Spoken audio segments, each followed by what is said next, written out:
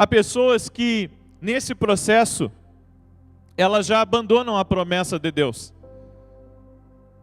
porque elas não querem administrar o pouco, elas não querem ser fiéis ao pouco.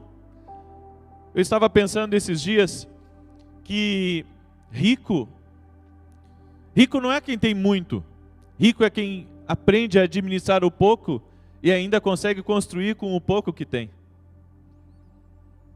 Porque às vezes as pessoas têm muito, daí é fácil, quando você tem muito é fácil comprar um carro, quando você tem muito é fácil construir uma casa. Agora, quando você tem pouco, você ganha um salário mínimo e consegue construir a tua casa, para mim você é um dos maiores administradores aqui dessa terra. Porque você consegue administrar o pouco. Sabe, Deus nos prova quando aprendemos a administrar o pouco. Quando o que temos não é suficiente para realizar os nossos sonhos, mas é suficiente para colocar comida para dentro de casa, pagar as contas básicas. E esse é o tempo que você tem que aprender a viver. Eu agradeço a Deus de quando Deus me chamou para o ministério, eu tive que aprender a lidar com o pouco. Eu tive que aprender a lidar com o salário pequeno, tive que aprender a lidar com o aluguel, com a conta de água, de luz, de saber que não podia fazer tudo ao mesmo tempo, que tinha que pagar todas as contas e se sobrasse alguma coisa, comprava uma roupa, comprava um sapato novo. Todos nós vivemos esse tipo de experiência, pelo menos eu creio que a maioria aqui já viveu isso. E se você reclama desse processo, você não pode ir para o próximo nível. Porque se você acredita nos planos de Deus, se você acredita nas promessas de Deus, você tem que ficar firme nesse tempo de administrar o pouco, ou até mesmo o quase nada. Então você chega ao terceiro processo que José chegou, que é o processo de administrar uma casa. Ou você pensa que a promessa de Deus é você ir do zero para no outro dia ao palácio? Não. Primeiro você administra o pouco para você. Depois você começa a administrar a sua casa. É por isso que o apóstolo Paulo ele fala que quem não cuida da sua casa não pode cuidar da igreja do Deus vivo.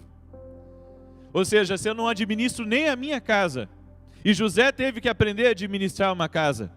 Em Gênesis capítulo 39, do verso 1 em diante, diz assim, Gênesis 39, do 1 em diante: José foi levado ao Egito, e Potifar, oficial de Faraó, capitão da guarda egípcio, comprou-o da mão dos ismaelitas, que o haviam levado para lá.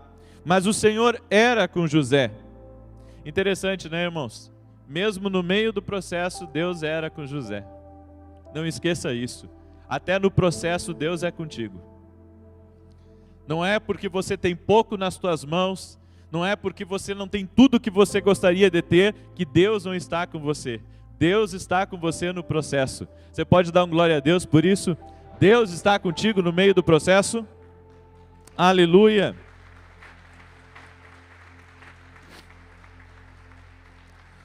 Mas o Senhor era com José, e ele tornou-se próspero, e estava na casa do seu senhor o egípcio. E viu o seu senhor que Deus era com ele, e que fazia prosperar em sua mão tudo quanto ele empreendia. Assim José achou graça aos olhos dele, e o servia, de modo que o fez mordomo da sua casa, e entregou na sua mão tudo o que tinha, desde que o pôs como mordomo sobre a sua casa e sobre todos os seus bens. O Senhor abençoou a casa do egípcio por amor de José, e a bênção do Senhor estava sobre tudo o que tinha, tanto na casa como no campo. Potifar deixou tudo na mão de José, de maneira que nada sabia do que estava com ele, a não ser do pão que comia. Ora, José era formoso de porte e de semblante. Preste atenção. Antes de Deus levá-lo para o palácio, para a promessa, ele teve que aprender a administrar uma casa. Querido, se você está impaciente no processo, talvez você já queria ter o seu próprio negócio, talvez você já queria estar em outro nível, o Senhor está dizendo: primeiro cuida da tua casa, cuida do teu cônjuge, cuida dos teus filhos, gerencia uma casa, seja homem na sua casa. Seja uma boa esposa na sua casa. Gerencie o seu lar. Enquanto nós não gerenciarmos o nosso lar na esfera física, na esfera espiritual, como verdadeiros sacerdotes, porque os irmãos vão me perdoar, mas nós temos que inverter, e os homens que estão aqui têm que prestar atenção no que eu vou falar.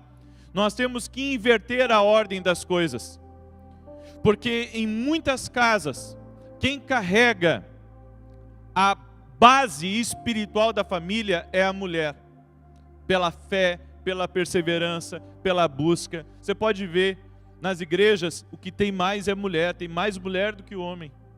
E por quê, querido?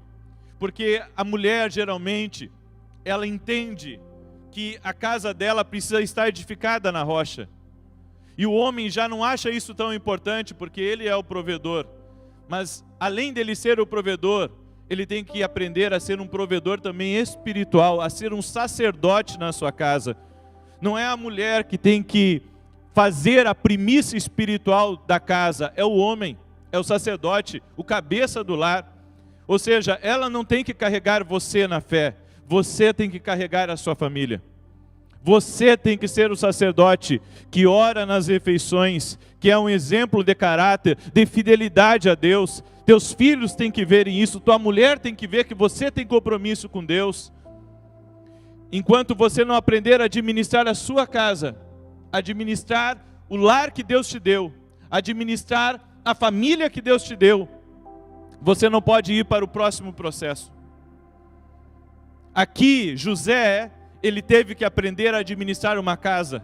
Ele nunca havia administrado uma casa.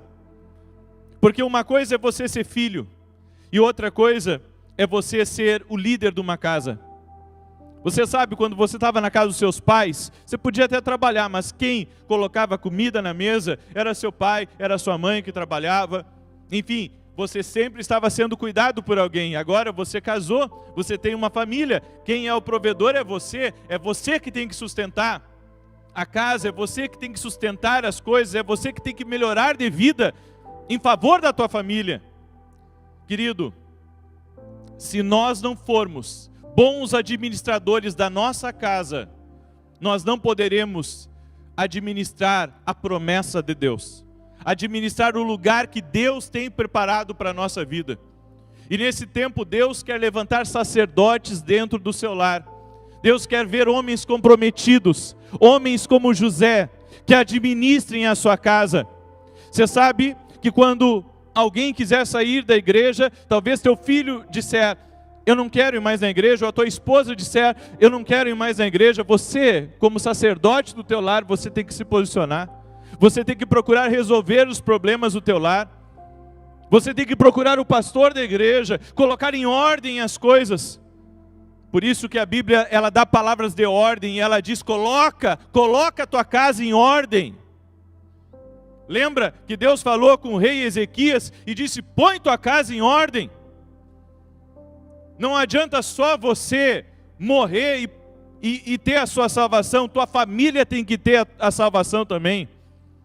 Administra a tua casa, administra teu lar. Se você quer ir para o próximo nível, você tem que ser um bom administrador do teu lar, um bom administrador da tua casa.